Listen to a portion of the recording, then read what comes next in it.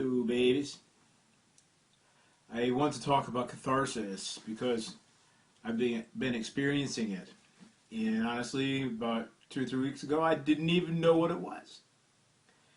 But if you're going to have catharsis, the best place to have catharsis is in the glory.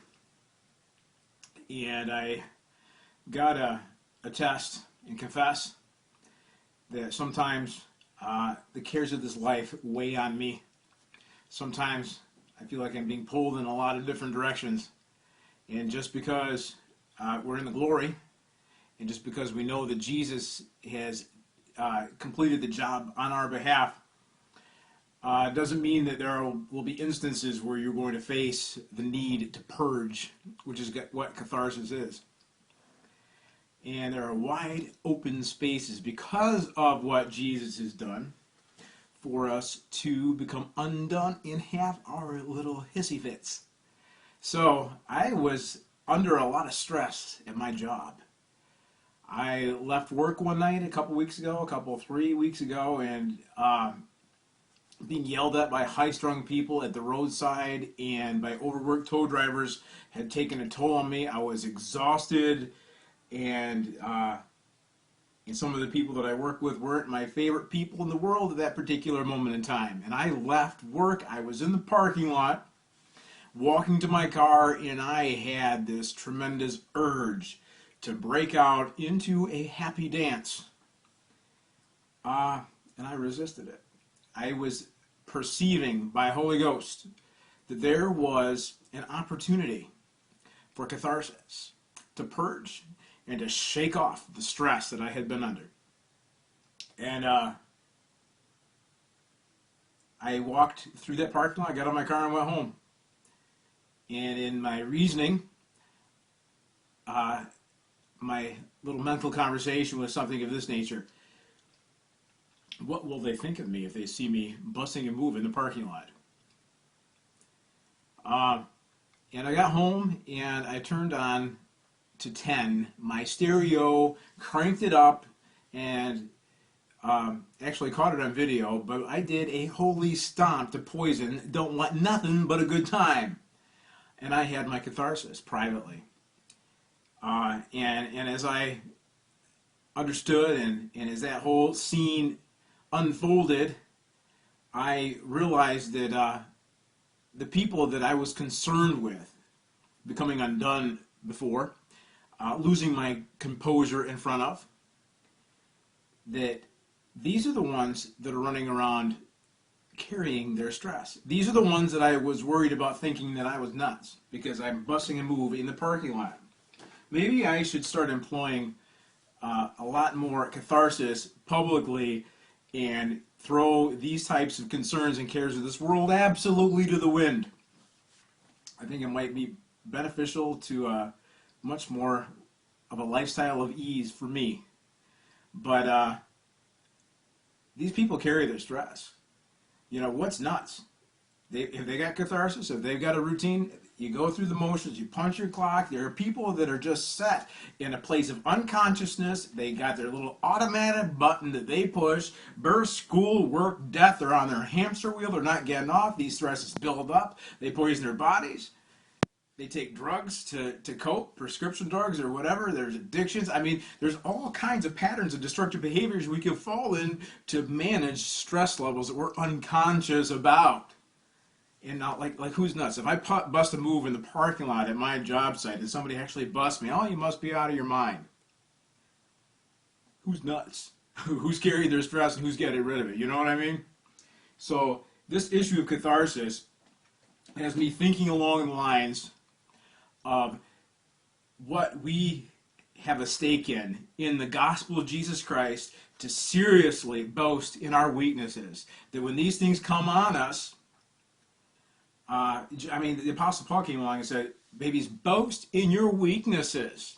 Little children, boast in your weaknesses. That God's power is made perfect in your weakness. This is what grace is all about. And so if you're undone, if you lose composure, if there's some lack, if there's some character fault or idiosyncrasy in you that people will label you and mark you and try to take your reputation because of and say, oh, you're not living the godly lifestyle, you must not be a Christian because I see this thing in your life. And it's like, well, let's reacquaint those people with what the gospel really is, because I will boast in my weaknesses. I'll put this thing out in the front and let's talk about it. And as I've been meditating about this and as this word has been assembled and reassembled in my heart, and I've been provoked in Holy Ghost to pipe up here, and maybe provoked in Holy Ghost to find some parking lot tomorrow to bust a move in the middle of, as I've been meditating upon this, I have been remembering the instance where Jacob wrestled the angel in Genesis chapter 32. And I won't let go of you until you bless me. And he was engaged by the angel of the Lord. And they wrestled all night long in a place on the furthest banks of the Jabbok River. Jacob was about to meet his estranged brother Esau. It was a dramatic, high-intensity time for Jacob, and he was stressing out. He was under stress. He was aware of his idiosyncrasies. He was aware of his faults. He understood the consequences that may be coming to him because he was a shyster to his brother. And he was about to sow what he reaped. Let's talk about that law of sowing and reaping in the context of what happened to Jacob on the farthest banks of the Jabbok. Because did Jacob get what he deserved? He wrestled with the angel. And in the end of that wrestling match, the angel touched Jacob's hip and put it out of joint so that he limped from that place unto the place called Mahanaim, which means two camps, because as a strategic measure for his own self-preservation and the self-preservation of his family and his tribe, he needed to divide his camp in case Esau decided to wage war and exact vengeance on his brother Jacob. So he had this all worked out in his head, all this self-preservation. And he was thrust into a place where he had to embrace his weakness in the middle of a dramatic encounter that could cost his life or livelihood in front of his estranged brother Jacob. And he walked into that reunion with his brother Jacob with a limp because he had wrestled with the angel of the Lord all night long. He boasted in his weaknesses. He got his inheritance. And he said to Esau when Esau showed up, oh, it is the very face of God. He embraced his brother Jacob, and there was a reconciliation, there was a reunion. All was well. Babies, all is well and all shall be well. Regardless of what guts, regardless of what idiosyncrasies, regardless of what transparency or nakedness or vulnerability you may be feeling, God's hand is on you, and he delights in that vulnerability. He will cover your nakedness, and he will prove his strength in your weaknesses. There is a prophetic retelling, and I'm going to close with this, because the Song of Solomon, and when you get into the Song of Solomon, there is somewhat of a prophetic retelling of the encounter that Jacob had at the river Jabbok with the angel. And this is a dialogue between a lover and a beloved, but it mentions the two camps. It mentions Mahanaim. It localizes and pinpoints and targets the very place where Jacob was drawn forth into his vulnerabilities and into his weaknesses so that God's hand of power and strength would rest upon him to preserve him. And the Shulamite basically probably is the form of the bride, of the feminine role, of the conversation between the bridegroom and the bride. And when you look at Song of Solomon chapter 6, starting at verse 12. Before I was even aware, my soul had made me as the chariots of my noble people. Before I was even aware, my soul had made me as the chariots of my noble people. Return, return, O Shulamite. Return, return, that we may look upon you. What would you see? What would you see in the Shulamite? So these friends are saying, return, return, you bride. Return, you feminine entity. Return, return, you one who was weak, that was cast into a place of vulnerability. Return that we may look upon you, because looking on you was with the understanding and the perception now that God's hand of strength is on that place where there was weakness, and he's covered the nakedness. Return, return, O Shulamite, return that we may look upon you. What would you see in the Shulamite?